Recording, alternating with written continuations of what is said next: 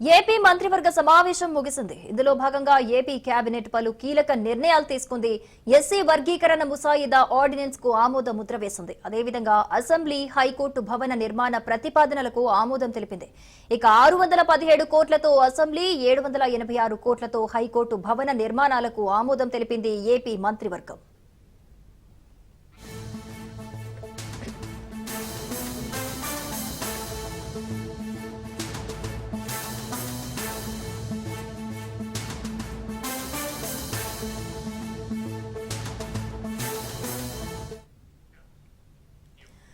AP మంత్రివర్గ సమావేశం ముగిసింది. ఇందులో భాగంగా ఏపీ కేబినెట్ పలు కీలక నిర్ణయాలు తీసుకుంది. ఎస్సీ వర్గీకరణ ముసాయిదా ఆర్డినెన్స్ కు ఆమోద ముద్ర వేసింది.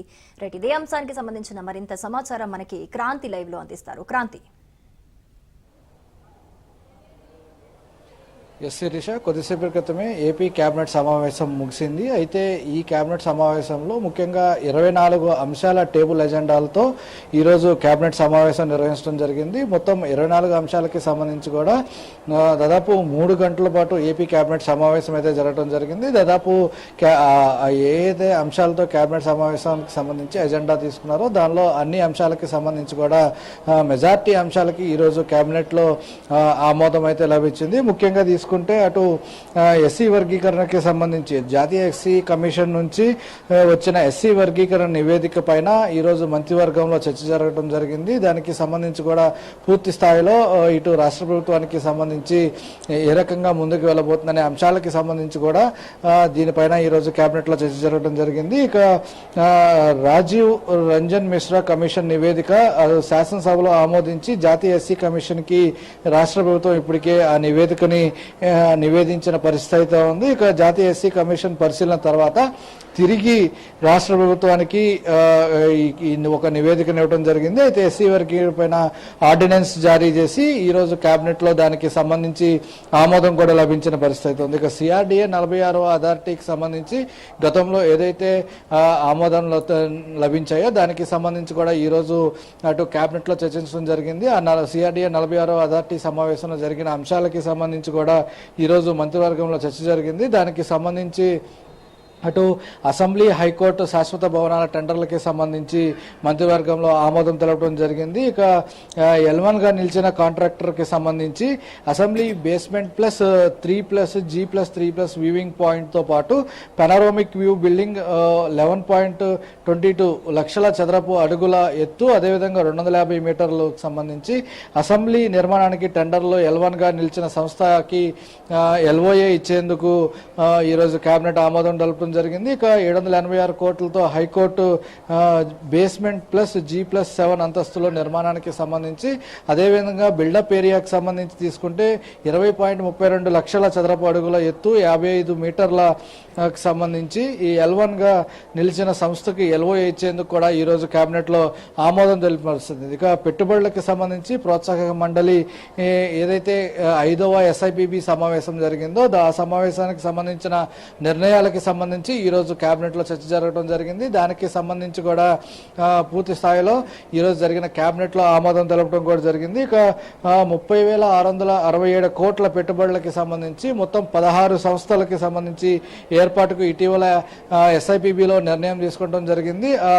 వాటి ద్వారా వస్తున్న పెట్టుబడులకి సంబంధించి మొత్తం 32,133 ఉద్యోగాలు రాష్ట్ర వ్యాప్తంగా రానున్నాయి. వీటికి సంబంధించి ఉద్యోగాలు వస్తాయంటూ కూడా ఒక అంచనా వస్తున్న నేపథ్యంలో దీనికి పెట్టుబడులకు సంబంధించి కూడా ఈ రోజు కేబినెట్ లో ఆమోదం లభించిన పరిస్థితి ఉంది. ఇక state centre for climate in cities వ్యవస్థ ఏర్పాటుకు కూడా ఈ రోజు కేబినెట్ లో ఆమోద ముద్ర పరిస్థితి అయితే ఉంది. ఇక రాజధాని ప్రాంతంలో నిర్మాణాలకు సంబంధించి ఏవైతే గతంలో LOAకి సంబంధించి సిద్ధం చేసిందో CRDAకి సంబంధించి వాటిలో దాదాపు అన్నిటికీ కూడా ఈ రోజు జరిగిన కేబినెట్ లో ఆమోదం లభించిందని కూడా చెప్పుకోవచ్చు. ఇప్పటికే దాదాపు 92 పనులకి సంబంధించి 92 సంస్థలకి దాదాపు 64,000 కోట్ల రూపాయలకి సంబంధించిన పనులు కేటాయించడం జరిగింది. వాటికి సంబంధించి కూడా దాదాపు ఆమోదం అయితే కేబినెట్లో లభించిన పరిస్థితి అయితే ఉంది. ఇక రాబోయే రోజుల్లో ఏ రకమైన భూ అవసరాలకు సంబంధించి అమరావతి రాజధానికి సంబంధించిన అవసరాలకు సంబంధించి ల్యాండ్ పుల్లింగ్ అంశం పైన కూడా ఈరోజు కేబినెట్లో చర్చ జరుగుతుంటే కూడా కొంతమేర సమాచారం అందుతుంది. దీనికి సంబంధించి కూడా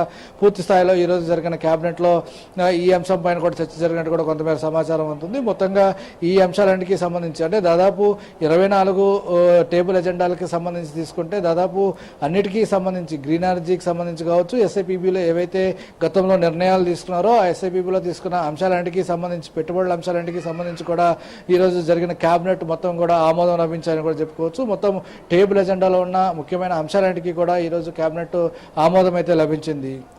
right Kranti, thank you. CLP భేటీలో సీఎం రేవంత్ రెడ్డి ఎమ్మెల్యేలకు సీరియస్ వార్నింగ్ ఇచ్చాడు. ఇష్టం వచ్చినట్లు మాట్లాడొద్దని సూచించారు. మంత్రి పదవి కోరే వాళ్లు మాట్లాడితే వారికే నష్టమని, ఇష్టం వచ్చినట్లు మాట్లాడితే వచ్చే పదవులు కూడా రావన్నారు. పదవులు ఎవరికి ఇవ్వాలనేది అధిష్టానం చూసుకుంటుందని, ఇష్టానుసారంగా మాట్లాడి ఇబ్బందులు కొని తెచ్చుకోవద్దన్నారు సీఎం రేవంత్ రెడ్డి.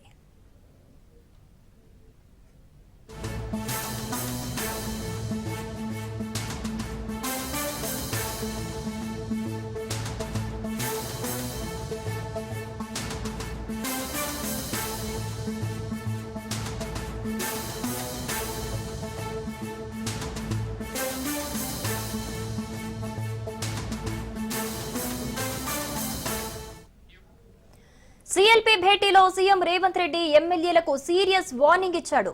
ఇష్టం వచ్చినట్లు మాట్లాడొద్దని సూచించారు. మంత్రి పదవి కోరే వాళ్లు మాట్లాడితే వారికే నష్టమని, ఇష్టం వచ్చినట్లు మాట్లాడితే వచ్చే పదవులు కూడా రావన్నారు. పదవులు ఎవరికివ్వాలనేది అధిష్టానం చూసుకుంటుందని, ఇష్టానుసారంగా మాట్లాడి ఇబ్బందులు కొని తెచ్చుకోవద్దన్నారు సీఎం రేవంత్ రెడ్డి.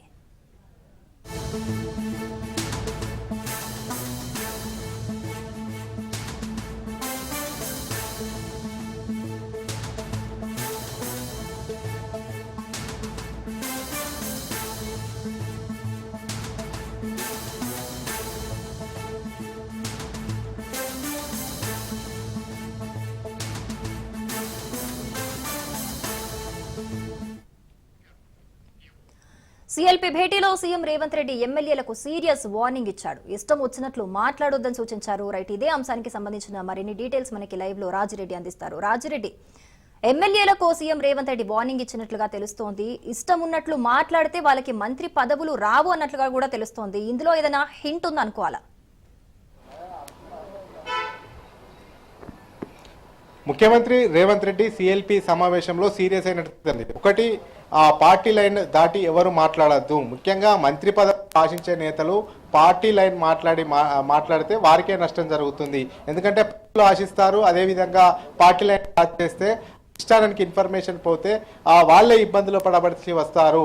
ఎవరైతే పదవులు ఆశించి ఎవరైతే మంత్రి పదవులు కావాలనుకున్నారో వారు ఖచ్చితంగా పార్టీ లైన్లోనే పనిచేయాలి, పార్టీ లైన్లోనే మాట్లాడాలి. ఏమన్నా సమస్య ఉంటే ఇంటర్నల్ గా మాట్లాడుకోవాలి, లేకపోతే జాతీయ నాయకునికి చెప్పాలి, లేకపోతే ముఖ్యమంత్రిగా తాను ఉన్నాను తనకు చెప్పుకోవాలి. కానీ బహిరంగంగా మాట్లాడితే వ్యక్తిగతంగా వాళ్ళకి నష్టం చేకూరుతుంది, అదేవిధంగా పార్టీకి డ్యామేజ్ అవుతుంది, ప్రభుత్వానికి డ్యామేజ్ అవుతుంది. అల్టిమేట్ గా రాజకీయ పరంగా ఎవరైతే లూజ్ టాక్ చేస్తారో, ఎవరైతే బహిరంగంగా మాట్లాడతారో వాళ్ళకే నష్టం జరుగుతుందని ముఖ్యమంత్రి రేవంత్ రెడ్డి క్లాస్ తీసుకున్నట్టు తెలుసు. అంతేకాకుండా ఇక నుంచి ఎవరు కూడా పార్టీ లైన్ క్రాస్ చేసి మాట్లాడకూడదు, పార్టీ లైన్ కు లోబడే మాట్లాడాలి, ఇంటర్నల్ గానే మాట్లాడాలి, పార్టీ సమావేశాలలో మాట్లాడాలి. అదేవిధంగా ఏమన్నా చెప్పుకోవాల్సిన అంశం ఉండి ఏదన్నా ఉంటే ఏఐసిసిగా నేరుగా చెప్పుకోవచ్చు. కానీ ఎక్కడ కూడా క్రమశిక్షణను ఉల్లంఘించకూడదు, క్రమశిక్షణ రహితమైనటువంటి పనులు చేయకూడదని కూడా. కొత్తగా ఎమ్మెల్యేలు గెలిచారు, గెలిచిన తర్వాత ప్రజల్లో గెలుస్తాము అని అనుకుంటే కొత్తగా గెలిచినటువంటి ఎమ్మెల్యేలు జాగ్రత్తగా ఉండాలి, నిరంతరం ప్రజల్లో ఉండాలి, ప్రజల్లో తిరగాలి. ప్రభుత్వ సంక్షేమ పథకాలు ఏవైతే ఉన్నాయో అది నిరంతరం ప్రజల్లోకి తీసుకెళ్లే విధంగా అది చొరవ చూడాలి. అదేవిధంగా మొదటిసారి గెలిస్తే ఏదో వేరుగా గెలిచినట్టు ఉంటుంది. కానీ నిజంగా లీడర్ కావాలంటే రెండోసారి మూడోసారి గెలిస్తే నిజమైన లీడర్ గా గుర్తింపు పొందుతారు. ఒకసారి గెలిస్తే అది వేవులో గెలిచినట్టు అవుతుంది. కాబట్టి ఎవరైనా మొదటిసారి గెలిచినటువంటి ఎమ్మెల్యేలు ఎవరైనా రిలాక్స్ కూడుకోవద్దు, రిలాక్స్ కావద్దు. మేము గెలిచాము, మేము గట్టెక్కాము అనుకుంటే వాళ్ళ పని కట్టబడినట్టే. నెక్స్ట్ ఎన్నికల్లో ప్రతిఫలం ఎదుర్కొంటారు. కాబట్టి కొత్తగా ఎన్నికైనటువంటి ఎమ్మెల్యేలు ఎవరైతే ఉంటారో, కొత్తగా గెలిచినటువంటి ఎమ్మెల్యేలు ఎవరైతే ఉంటారో, ఫస్ట్ టైం ఎలక్షన్ అయినటువంటి ఎమ్మెల్యేలంతా కూడా జాగ్రత్తగా పనిచేసుకోవాలి, నియోజకవర్గాలకు వెళ్ళాలి, ప్రజల్లో మమేకం కావాలి, ఎప్పటికప్పుడు ప్రభుత్వ సంక్షేమ కార్యక్రమాల్లో ప్రజల్లోకి తీసుకెళ్లాలి, తాము కూడా నియోజకవర్గానికి ఏం చేస్తున్నామో చెప్పుకోవాలి. అప్పుడే ప్రజల్లో ఒక విశ్వాసం, ఒక భరోసా కలుగుతుంది. నెక్స్ట్ టైం వారికి గెలిచే అవకాశాలు ఉంటాయి. ఇక్కడ నుంచి కొత్తగా ఎన్నికైనటువంటి ఎమ్మెల్యేలంతా కూడా సీరియస్ గా పనిచేయాలని చెప్పారు. అంతేకాకుండా ఈ యొక్క టీఎల్సీ సమావేశంలో ముఖ్యంగా ప్రభుత్వం ఏదైతే సంక్షేమ అభివృద్ధి కార్యక్రమాలు చేస్తుందో ఆ పెద్ద ఎత్తున చేస్తున్నా గానీ ఆ ప్రజల్లోకి విస్తృతంగా ప్రచారం పోవట్లేదు. అనుకున్నంత కాంగ్రెస్ ప్రభుత్వానికి మైలేజ్ రావట్లేదు. అదేవిధంగా ప్రతిపక్ష పార్టీలు పెద్ద ఎత్తున విమర్శలు చేస్తున్నాయి. ఆ విమర్శలను కూడా సరిగా తిప్పుకోలేకపోతున్నాము అనేది కూడా ముఖ్యమంత్రి రేవంత్ రెడ్డి టీఎల్సీ సమావేశంలో చర్చించింది. ఇక నుంచి ప్రభుత్వ పథకాలు ఏవైతే ఉంటాయో వాటిని ఖచ్చితంగా ప్రజల్లోకి తీసుకెళ్లాలి. దేశంలో ఎక్కడ లేని విధంగా సన్న బియ్యాన్ని కేవలం తెలంగాణ రాష్ట్రంలోనే పంపిణీ చేస్తున్నాము.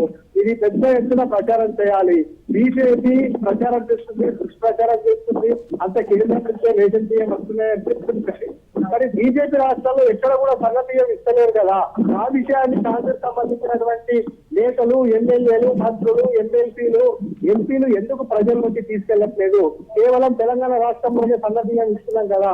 ఈ అంశాన్ని విస్తృతంగా తీసుకెళ్లాలి. అంతేకాకుండా బీజేపీ నేతలకు సవాల్ చేయాలి. మీ రాష్ట్రంలో ఎక్కడైనా సన్న బియ్యం ఇస్తున్నా, మేమే ఇస్తున్నాం కదా అనేది కూడా పెద్ద ఎత్తున సవాల్ చేయాలి. ప్రజల దృష్టిని ఆకర్షించుకోవడానికి ప్రయత్నం చేయాలనేది కూడా రేవంత్ రెడ్డి చెప్పినట్టు తెలుస్తుంది. అంతేకాకుండా గతంలో ధరణి వల్ల పెద్ద ఎత్తున నష్టం జరిగింది, ఇబ్బందులు పడ్డామని పెద్ద ఎత్తున రైతులు కానీ ప్రజానికం కానీ గగ్గోలు పెట్టింది. ఇప్పుడు ధరణి ప్లేస్ లో భూభారతి తీసుకొస్తామని చెప్పాము.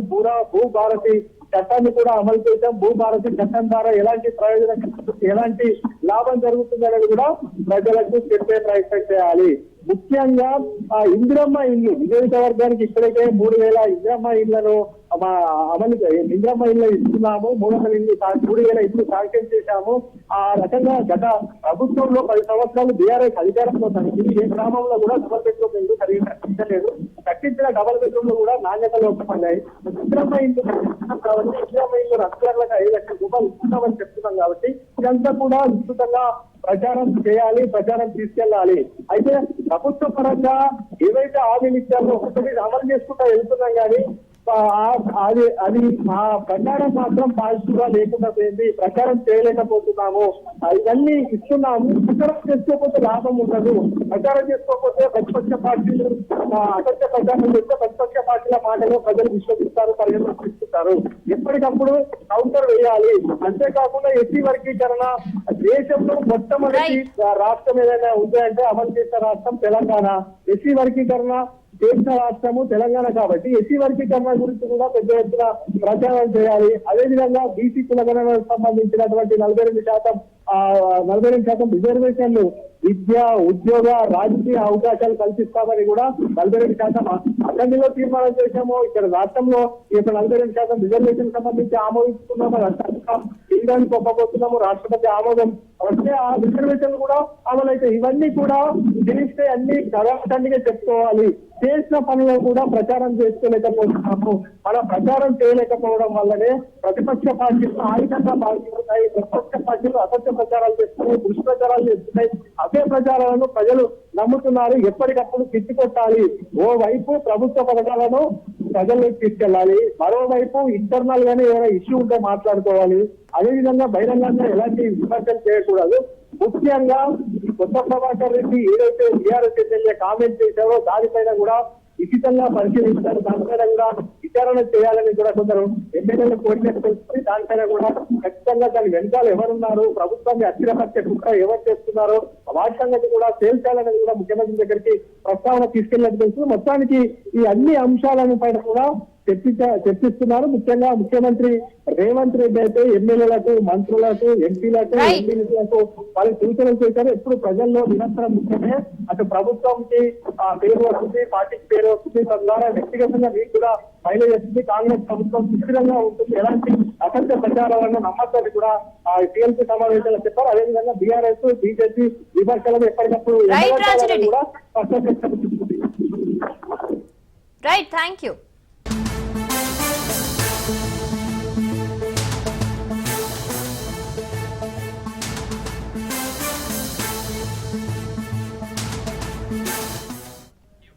రైట్ బ్రేకింగ్ న్యూస్ చూస్తున్నాం. ఏపీ లిక్కర్ స్కామ్ కేసులో సిట్ దూకుడు పెంచింది. మాజీ ఎంపీ విజయసాయిరెడ్డికి సిట్ నోటీసులు జారీ చేసింది. ఈ నెల 18న విచారణకు రావాలని నోటీసులో తెలిపింది. విజయవాడలోని సిపి ఆఫీస్ లో విజయసాయిని సిట్ విచారించనుంది. ఇదిలా ఉంటే ఈ కేసులో ప్రధాన వ్యక్తిగా భావిస్తున్న రాజ్ కసిరెడ్డి సిట్ దర్యాప్తుకు సహకరించడం లేదు. ఇప్పటికీ 3 సార్లు సిట్ నోటీసులు ఇచ్చినా ఆయన స్పందించలేదు. ఈ నేపథ్యంలో రాజ్ కసిరెడ్డి కోసం సిట్ అధికారులు ముమ్మరంగా గాలిస్తున్నట్లు తెలుస్తోంది. అయితే పక్కా ప్లాన్ తో రాజ్ కసిరెడ్డి పరారైనట్లు సిట్ అనుమానిస్తోంది. ఈ నేపథ్యంలో తాజాగా విజయసాయిరెడ్డికి సిట్ నోటీసులు ఇవ్వడం ఆసక్తి రేపుతోంది.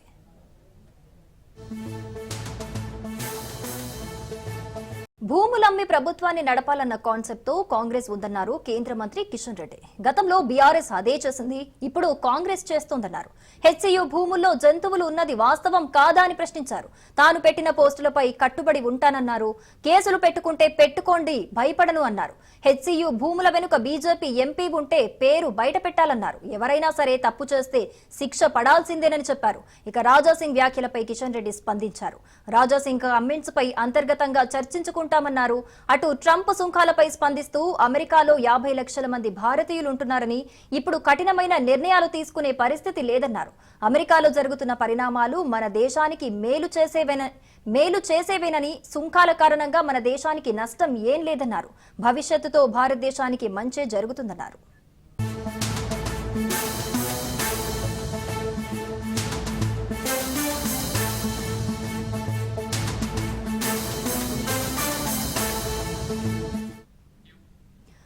తెలంగాణ రాష్ట్ర ప్రభుత్వం మరో కీలక నిర్ణయం తీసుకుంది. తీవ్ర ఎండల వల్ల వచ్చే వడగాల్పులను రాష్ట్ర నిర్దిష్ట విపత్తుగా ప్రకటించాలని ప్రభుత్వం నిర్ణయించింది.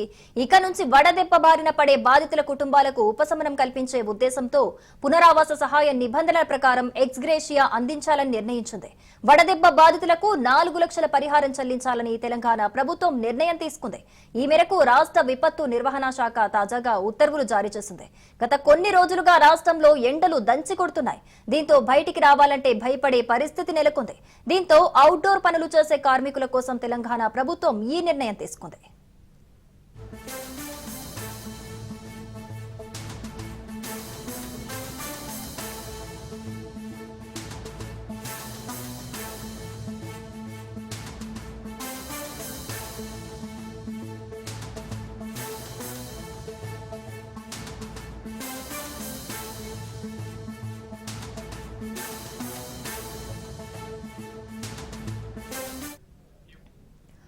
తెలంగాణ రాష్ట్ర ప్రభుత్వం మరో కీలక నిర్ణయం తీసుకుంది.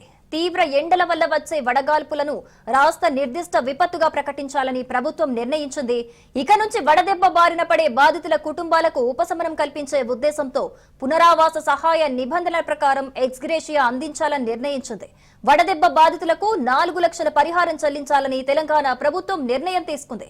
ఈ మేరకు రాష్ట్ర విపత్తు నిర్వహణ శాఖ తాజాగా ఉత్తర్వులు జారీ చేసింది. గత కొన్ని రోజులుగా రాష్ట్రంలో ఎండలు దంచి కొడుతున్నాయి. దీంతో బయటికి రావాలంటే భయపడే పరిస్థితి నెలకొంది. దీంతో అవుట్డోర్ పనులు చేసే కార్మికుల కోసం తెలంగాణ ప్రభుత్వం ఈ నిర్ణయం తీసుకుంది.